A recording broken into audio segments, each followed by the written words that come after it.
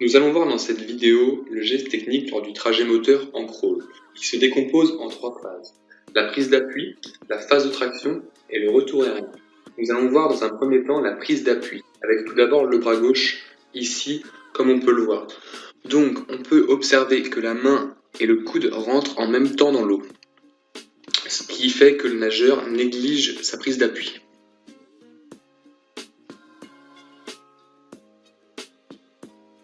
Avec le bras droit, ici, on peut voir que le nageur fait rentrer sa main, puis ensuite son coude. Il néglige beaucoup moins sa prise d'appui sur ce bras droit, ce qui sera bien meilleur pour la phase de traction ensuite.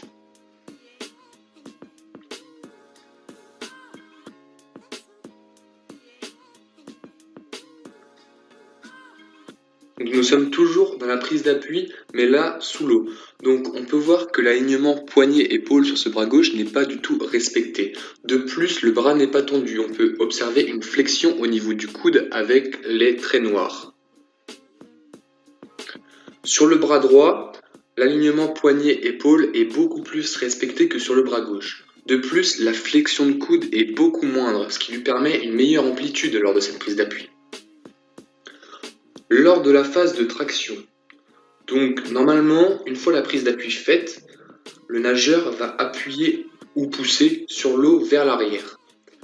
Et là, sur ces images au ralenti, on peut voir que le nageur, au lieu de pousser vers l'arrière, pousse vers le fond. En plus d'avoir une mauvaise amplitude car il ne pousse pas jusqu'au bout. On voit bien que la poussée s'arrête bien avant la cuisse.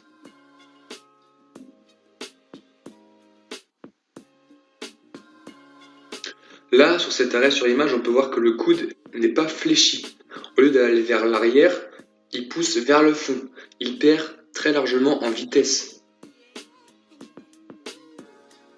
Donc enfin, là, nous allons passer sur le retour aérien. Donc le retour aérien permet le relâchement du bras droit et du bras gauche, des deux bras, en crawl.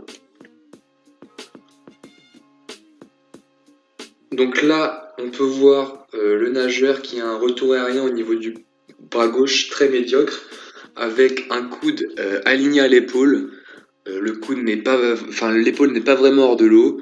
Il est tout crispé sur ce bras gauche. Alors que sur le bras droit, le coude est bien au-dessus de l'épaule.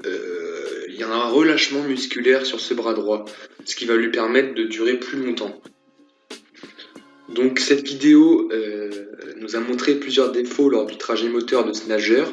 Il a d'autres défauts au niveau de l'alignement du bassin, mais c'était vraiment sur le trajet moteur qu'on travaillait.